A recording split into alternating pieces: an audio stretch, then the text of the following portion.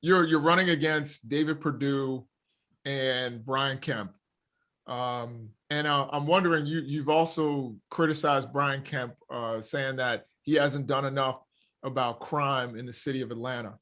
What would you do differently? And can you tell our audience maybe 3 issues that you have with Brian Kemp and his leadership? He seems to be very popular. He had an 88% approval rating at one point among Republicans until Donald Trump criticized him. He's still at about 73%. Seems like Republicans in the state really like him. I'm wondering, what do you think he's done wrong? Let me say this. I've had to run. See, that's having experience. As county executive, I ran one of the largest police departments in the state. I understand how to fight crime at the local level, and that's where you fight it, at the local level.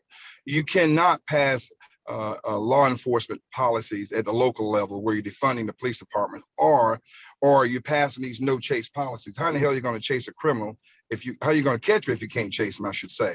And then you have law enforcement officers, like what happened in Atlanta, where it became more of a political issue than public safety issue, where now you want to indict police officers or fire police officers from doing their jobs. Do you really think they're going to do their job without fear of being indicted or being fired? When an officer uses that use of force, which is the last resort, that is used to protect either himself or the public's life. And it's not like officers, maybe some do, but not like most of them, are just trigger happy. But when you see what happened, like it happened in Atlanta, when that gentleman at that Wendy's during the riots, that caused the riots, there was 2 officers there to put him in the car to take him to jail. Why? Because obviously he had done something wrong. Now, if he didn't, he could have proved it in court. But to attack those officers, the very moment they raise a hand to attack that officer or touch that officer in any way, create an environment where that officer had to protect his life.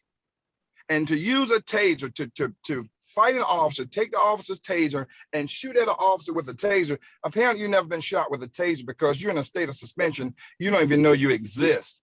And so when you want to talk about law enforcement, you want to make sure that they got your back. Those were bad apples, you're going to get rid of them. But giving them a bonus is not going to help them because that bonus is gone. What you do is you want to make sure that they know that you have their confidence and their support, and that you expect them to enforce the law. Look what happened in Seattle. Look what happened in Portland. They defunded the police. Now, guess what happened? Okay, but Brian, I'm sorry. Vernon. Brian Kemp, I disagree with Brian Kemp's leadership because he failed.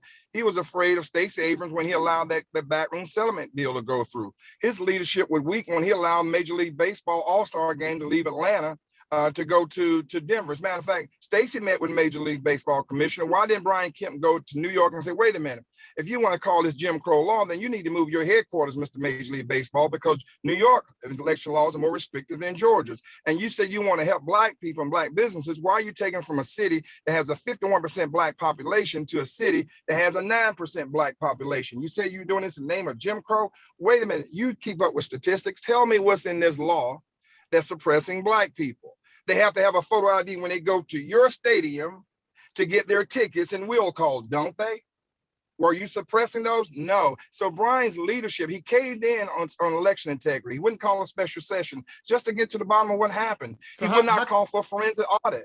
So his failed leadership, he's failed in many ways. Mandates, CRT, constitutional care. He said he's going to pass. He's been hiding behind a tree. Now all of a sudden he wants to come out with all this because he's up for re-election.